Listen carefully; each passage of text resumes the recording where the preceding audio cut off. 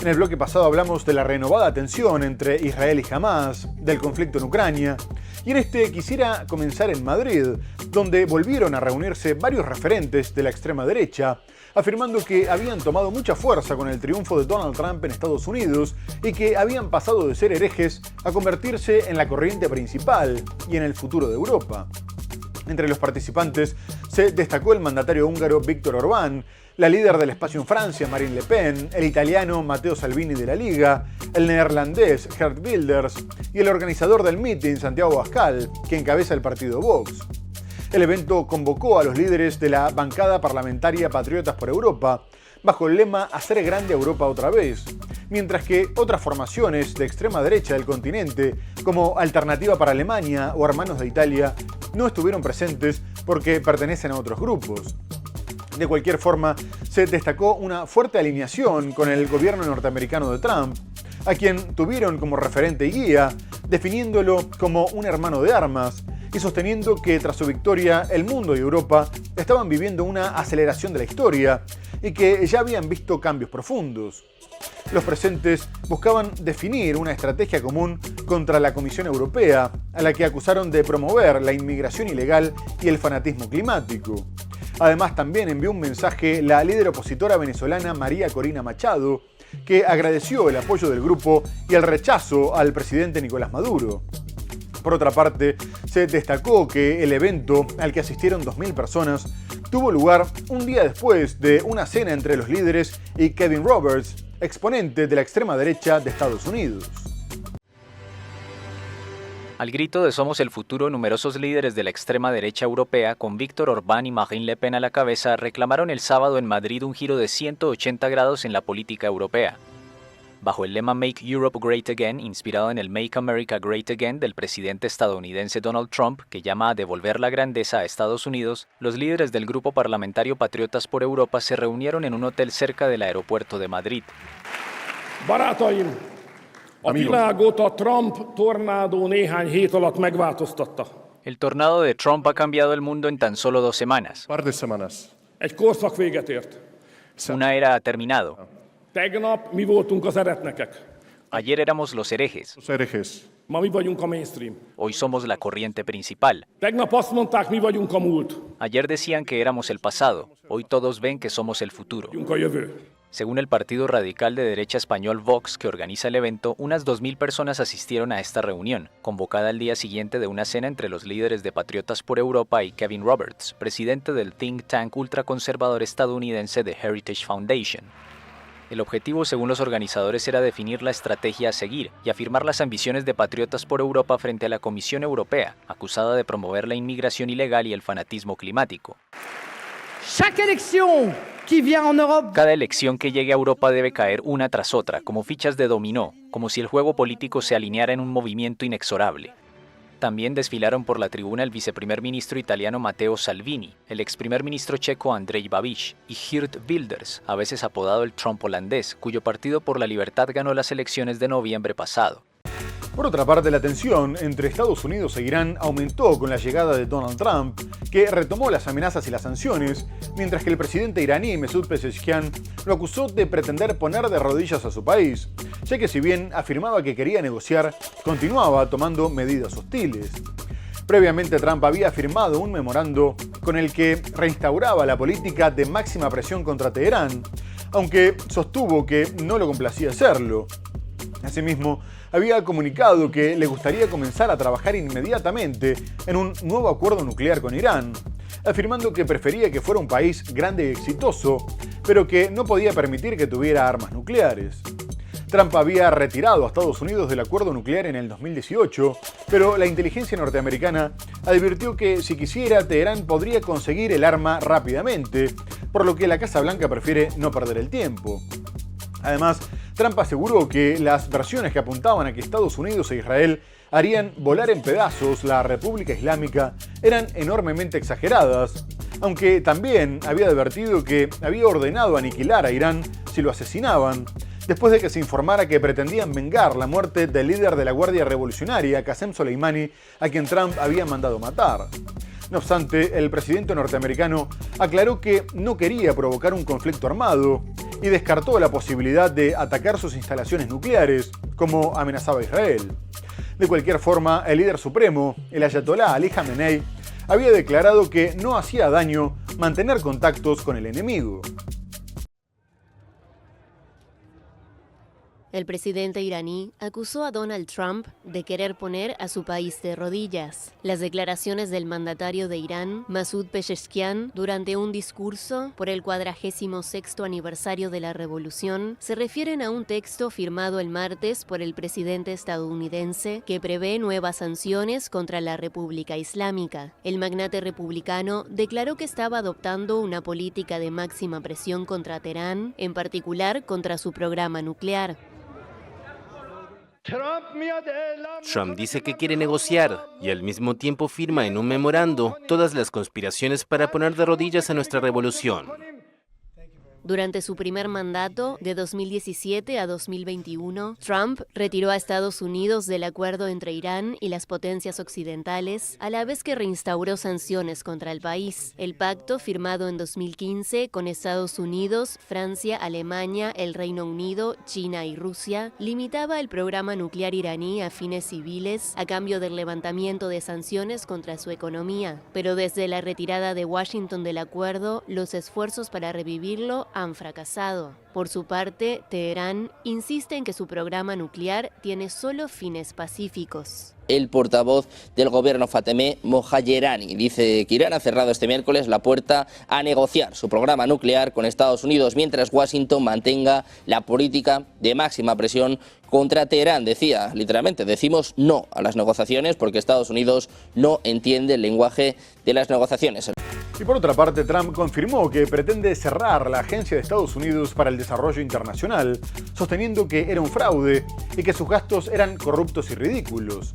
Poco antes, Elon Musk, a quien se le encargó recortar gastos, apuntó contra la agencia, afirmando que era una organización criminal, un nido de víboras marxistas de izquierda radical que odiaban a Estados Unidos y una bola de gusanos sin manzana que tenía que desaparecer, aunque en realidad era utilizada para desestabilizar gobiernos hostiles a Washington, sobre todo de izquierda. El año pasado, la agencia recibió $40.000 millones y era considerada como una de las principales herramientas del llamado poder blando de Estados Unidos, ya que con más de 10.000 empleados mantenía presencia en más de un centenar de países, por lo que los especialistas advierten que si terminara cerrando, sería una muy buena noticia para otras potencias como Rusia y China, que podrían aumentar su influencia en varias regiones. Trump la había puesto a cargo del secretario de Estado Marco Rubio, que afirmó que continuaría desempeñando algunas de sus funciones, ya que, entre otras cosas, financia a los opositores cubanos o venezolanos. Pero incluso si se mantuviera abierta, pasaría a tener menos de 300 empleados, por lo que sería irrelevante.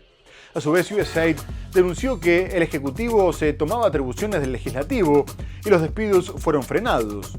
Trump dijo que Musk estaba haciendo un gran trabajo reduciendo el despilfarro y le pidió que se encargara de recortar gastos en el Departamento de Educación y en las Fuerzas Armadas. Donald Trump pidió el viernes la eliminación de la Agencia de Estados Unidos para el Desarrollo Internacional, USAID, cuya ayuda es esencial para millones de personas en todo el mundo. El gobierno de Trump ha ordenado a miles de empleados en el extranjero de la agencia que regresen a Estados Unidos y ha congelado la ayuda exterior.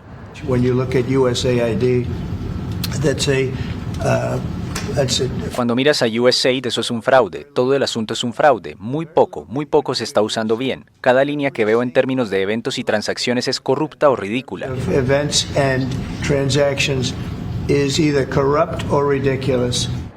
Los efectivos de la USAID pasarían de unos 10.000 empleados a menos de 300, según informó The New York Times. Prácticamente un desmantelamiento llevado a cabo bajo la batuta del millonario Elon Musk, al frente de una comisión encargada de recortar el gasto público. Elon está haciendo un gran trabajo, está encontrando un enorme fraude, corrupción y despilfarro. Lo ves con USAID, pero lo verás aún más con otras agencias y otras partes del gobierno. La USAID financia programas sanitarios y de emergencia en unos 120 países y se considera una fuente vital de poder blando para Estados Unidos en su lucha contra la influencia de rivales como China, donde Musk tiene muchos intereses comerciales. Su presupuesto de más de 40.000 millones de dólares representa por sí solo el 42% de la ayuda humanitaria desembolsada en todo el mundo. En 2023, la agencia distribuyó en América Latina fondos por más de 1.700 millones de dólares, repartidos sobre todo en ayuda humanitaria, salud, desarrollo económico y derechos humanos, según datos gubernamentales estadounidenses de ayuda exterior. Los principales beneficiarios en la región fueron Colombia, Haití, Venezuela y Guatemala. Y en otro orden, Donald Trump avanza con su agenda proteccionista. Y si bien suspendió por un mes los aranceles del 25% a México y Canadá, entraron en vigor los que le impuso a China del 10% y anunció otros del 25% al acero y al aluminio. Además, el mandatario informó también que aprobaría aranceles recíprocos contra todos aquellos que gravaban los productos norteamericanos, lo que daría comienzo a una guerra comercial a escala global. El presidente norteamericano ya había aprobado aranceles al acero y al aluminio en su primer mandato, una medida que afecta sobre todo a Canadá, Brasil, México, Corea del Sur y Vietnam. Pero también se ven afectados varios países europeos, por lo que la Comisión Europea ya comunicó que respondería para proteger los intereses de los negocios, los trabajadores y los consumidores europeos, de una decisión que calificó de injustificada. A su vez, las autoridades comunitarias sostuvieron que estas medidas eran contrarias a la ley y económicamente contraproducentes, teniendo en cuenta el nivel de integración de las cadenas de producción entre Estados Unidos y Europa. Por último, el presidente francés Emmanuel Macron destacó que los aranceles eran impuestos dirigidos a los propios ciudadanos norteamericanos y que terminarían alimentando la inflación. Y el canciller alemán Olaf Scholz advirtió enseguida que el bloque comunitario se había preparado para este escenario y que podría responder en una hora, aunque aseguró que prefería mantener conversaciones amistosas con Trump. Y más tarde, un vocero del Ministerio de Economía dijo que estaban trabajando para que esas medidas no se materializaran. El presidente de Estados Unidos, Donald Trump, firmó el lunes un decreto para imponer aranceles del 25% a las importaciones de acero y aluminio. Hoy voy a simplificar nuestros aranceles sobre el acero y el aluminio para que todo el mundo pueda entender exactamente lo que significa. Es un 25% sin excepciones ni exenciones, y eso se aplica a todos los países, sin importar de dónde venga, a todos los países. Sin embargo, si se fabrica en los Estados Unidos de América, no hay arancel, cero. Así que si se fabrica en los Estados Unidos no hay arancel. Lo que hay que hacer es fabricarlo en los Estados Unidos. No necesitamos que venga de otro país. El magnate republicano añadió que sopesaría imponer aranceles adicionales a automóviles, productos farmacéuticos y chips informáticos. Las tarifas afectarán mucho a Canadá, principal suministrador de acero y aluminio de Estados Unidos. Brasil, Corea del Sur y México también exportan acero e incluso autos y piezas. El magnate mexicano Carlos Slim, el hombre más rico del país y uno de los más acaudalados del mundo, criticó los aranceles de Trump al señalar que es una estrategia de negociación. No va a ganar nada. Suponte que todo lo que pasa, que todo lo que se importe a Estados Unidos lleva el 25%. Todo lo que se importe. Pues la inflación va a ser una explosión. La decisión de Trump puede perjudicar a varios sectores en Estados Unidos, como la automotriz. El republicano utiliza los aranceles como principal herramienta de su política económica. Su objetivo es reducir el déficit comercial estadounidense. Y más allá de la política comercial del gobierno norteamericano, Donald Trump continuó con las deportaciones masivas que había prometido y que ya provocaron fuertes roces diplomáticos con Colombia y Brasil. Y justamente Brasil recibió un segundo avión con 111 deportados que volvieron a llegar esposados y encadenados, a pesar de que el mandatario Luis Ignacio Lula da Silva había denunciado que era un trato denigrante que violaba el acuerdo migratorio que mantenían con Washington. No obstante, las autoridades brasileñas destacaron que los niños y las mujeres que viajaban en el vuelo proveniente de Luisiana no estaban esposados y recordaron que estaban trabajando con Estados Unidos para garantizar un trato digno. Pero sobre todo, se destacó la llegada de los primeros aviones con deportados a Venezuela, lo que fue presentado por Caracas como el primer paso para el restablecimiento de las relaciones con Estados Unidos. Los vuelos pertenecían a la compañía estatal venezolana Conviasa y llevaron de vuelta a 190 personas como parte del plan Vuelta a la Patria. Más tarde se comunicó que los que habían sido deportados por cuestiones migratorias serían liberados inmediatamente y que los que tuvieran antecedentes penales quedarían presos mientras se investigaban sus casos. El acuerdo migratorio se destrabó con la visita del enviado norteamericano Richard Grenell, tras el cual Venezuela también aceptó liberar 6 presos estadounidenses y se renovó por 6 meses la licencia de la petrolera norteamericana Chevron para seguir operando en Venezuela. A su vez, Maduro propuso frenar la migración por completo a cambio de que se levantaran todas las sanciones. Venezuela repatrió el lunes a 190 connacionales con órdenes de deportación en Estados Unidos. Ello como parte de un acuerdo que el presidente Nicolás Maduro calificó de primer paso para restablecer las relaciones con Washington. Los migrantes llegaron en 2 aviones de la línea estatal venezolana Conviasa al Aeropuerto Internacional de Maiquetía, que sirve a Caracas. Cada uno llevaba 95 pasajeros entre 20 y 30 años, según dijo el ministro del Interior, Diosdado Cabello. Algunos llevaban esposas que les quitaron antes de bajar de la aeronave. Acaba de aterrizar el primer avión de la línea aérea bandera de Venezuela, Conviasa, para traer de manera segura, amorosa, apropiada, digna a este primer grupo, retornando a Venezuela y retomando el plan Vuelta a la Patria.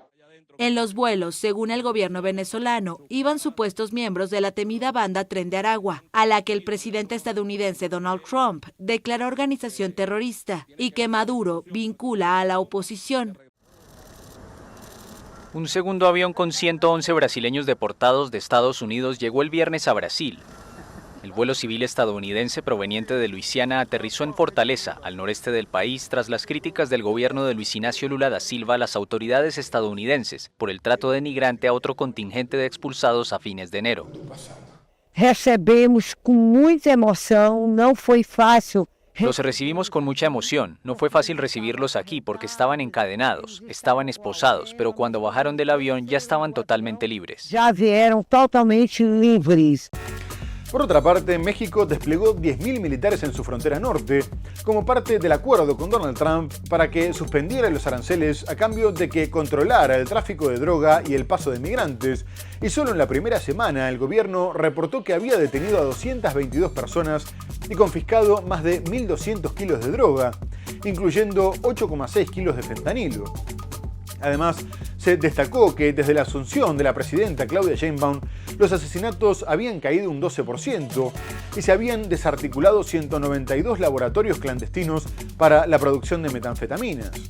No obstante, hay incertidumbre con lo que pueda llegar a pasar con los aranceles, dado que el mandatario norteamericano declaró recientemente que lo que habían hecho hasta ahora tanto México como Canadá no era lo suficientemente bueno, al tiempo que varios militares instalaban alambres de púas para impedir la entrada de migrantes.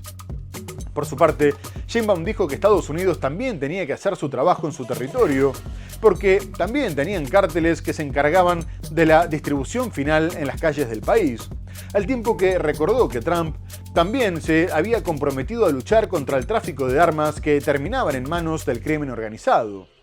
La presidenta mexicana invitó a las autoridades estadounidenses a seguir trabajando de forma conjunta, pero destacó que no eran colonia de nadie y advirtió que defendería la soberanía del país ante el espíritu intervencionista de su vecino, que amenazaba con que podría aprobar operativos armados contra los cárteles mexicanos en territorio mexicano, tras haber cambiado su designación a organizaciones terroristas. Autoridades mexicanas desplegaron el viernes un amplio operativo de inspección vehicular para detectar posible tráfico de fentanilo en un cruce fronterizo de Tijuana. Esto como parte del reforzamiento de la seguridad pactado con Estados Unidos para evitar aranceles a las exportaciones del país.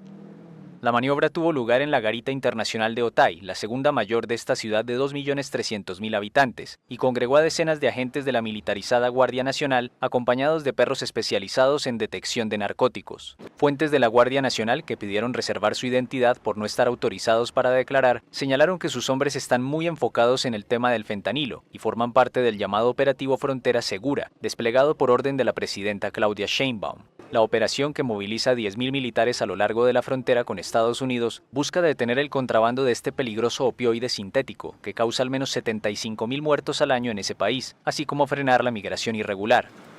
Su implementación es parte del acuerdo que Sheinbaum y su homólogo estadounidense Donald Trump alcanzaron el lunes y que congeló por 30 días la aplicación de un arancel del 25% al total de las exportaciones mexicanas anunciado por el republicano. El reforzamiento de la frontera también ha aumentado del otro lado. El jueves, una tripulación de unos 30 marines estadounidenses colocó alambre de púas del lado de Estados Unidos de un muro que divide estos dos países. Así pues, la relación entre México y Estados Unidos aún se tambalea. Este viernes, Claudia Sheinbaum reiteró que el acuerdo prevé que Washington luchará contra el tráfico de armas y los cárteles. Hay una parte importante que ellos tienen que hacer en su propio país. ¿O que no hay cárteles allá? ¿O delincuencia organizada allá? Y ahora quisiera ir a Ecuador, que fue a votar en medio de una fuerte crisis energética y de seguridad, y decidirá el futuro del país el 13 de abril en un balotaje entre el presidente Daniel Noboa y la izquierdista Luisa González de Revolución Ciudadana, ya que salieron prácticamente empatados con alrededor del 44% de los sufragios, con una leve ventaja de menos de un punto para Noboa. Este es el mejor resultado para el correísmo en una primera vuelta desde el 2017, cuando se impuso el entonces candidato oficialista Lenín Moreno, e incluso supera la primera elección de Rafael Correa en el 2006. Y poco después de conocerse la tendencia, González celebró destacando que habían superado la votación histórica del partido en la última década.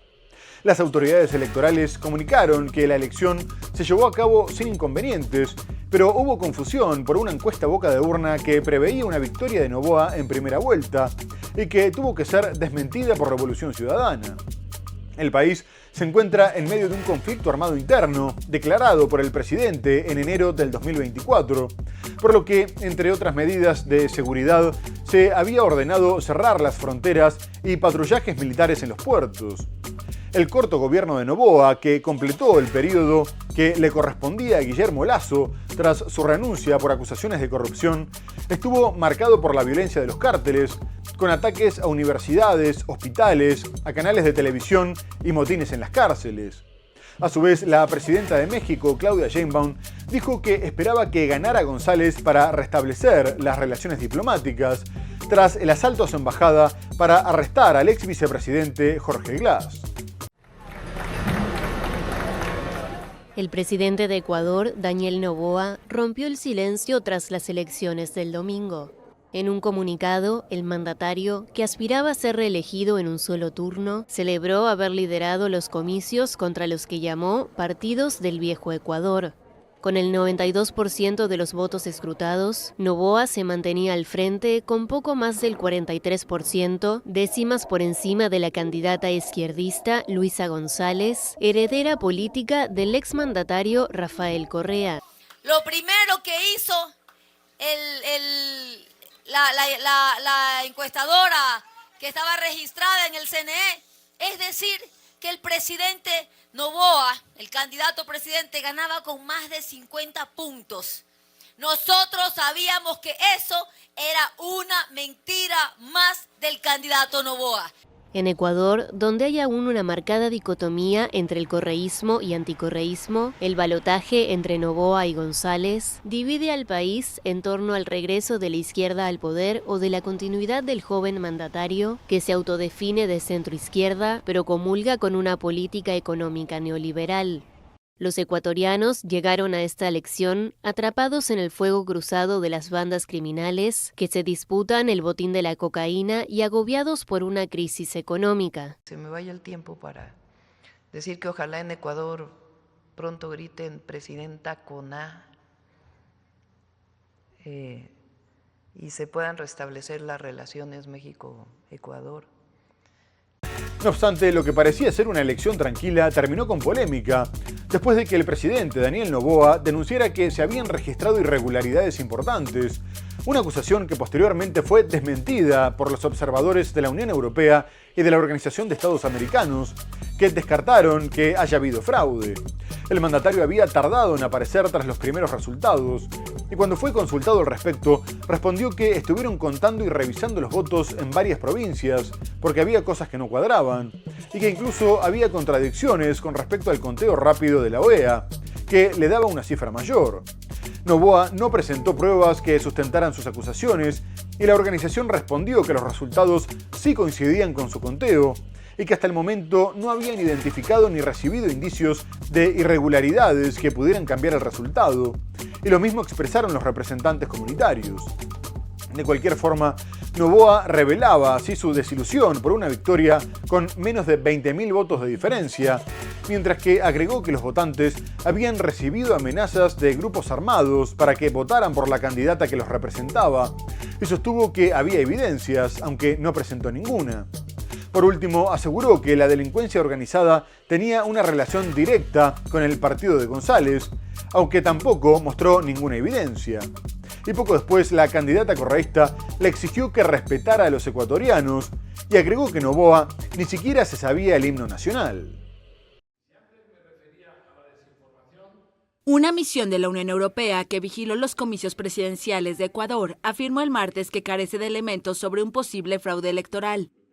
Unas elecciones transparentes, bien organizadas y pacíficas, con retos pendientes y una segunda vuelta en el horizonte. Ese es el resumen de lo que es esta observación.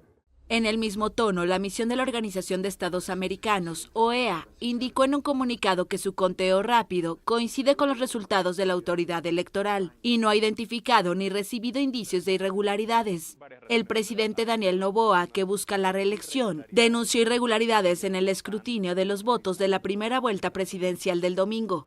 La candidata izquierdista también denunció anomalías en el escrutinio y expresó su desconfianza ante la autoridad electoral. Yo creo que lo he dicho muy claramente. Nosotros, la narrativa de fraude en estos días anteriores procede de una candidata y nosotros, esa narrativa misma que hoy adopta el presidente, tiene exactamente la misma consideración. Nosotros no tenemos ni un solo elemento objetivo que indique que ha habido cualquier tipo de fraude. La mayoría de las encuestas ya preveían una segunda vuelta, pero un empate tan cerrado fue inesperado. Ninguno de los candidatos superó el 50% de los votos, ni tuvo el 40% y una diferencia de 10 puntos sobre el conteo más cercano, para poder ganar en primera vuelta. Muy bien amigos, se nos ha terminado el programa. Hemos hablado del conflicto en Medio Oriente y la crisis del alto al fuego por el anuncio de Hamás de que retrasaría la liberación de rehenes. Abordamos otras cuestiones como las políticas de Donald Trump y las reacciones internacionales, las elecciones en Ecuador, pero lo tenemos que dejar hasta el próximo programa. Muchas gracias por habernos acompañado y hasta entonces.